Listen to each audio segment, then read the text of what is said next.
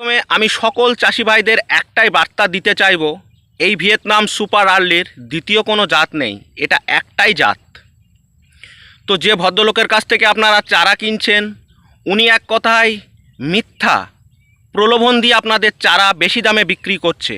তো আপনারা মিথ্যা প্রলোভনে পা কখনোই দেবেন না। আপনারা ভালো নার্সারি দেখে আপনারা 40-50 টাকার চারাই কিনুন, সেই চারাতেই আপনাদের অবশ্যই ফলন আসবে।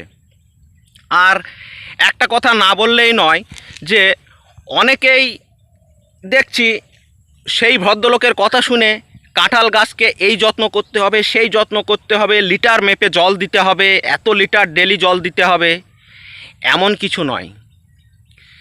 আমি এই কাঁঠাল গাছগুলো লাগিয়েছি, সত্যি কথা বলছি আপনাদের, কোনো যত্ন করিনি, তবু আমার গাছের এই রকম গ্রোথ আছে।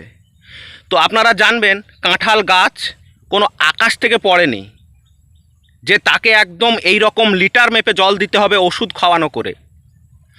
এটা প্রাকৃতিক নিয়মেই আপনার বেড়ে উঠবে।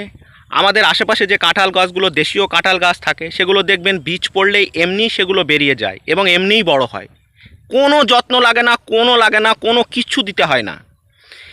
তাই আপনাদেরকে এক কথায় ভয় দেখানো হয়, গাছের এই ট্রিটমেন্ট না করলে এই হবে, ওই করলে সেই হবে, মাটিতে এতটুকু পুঁততে হবে।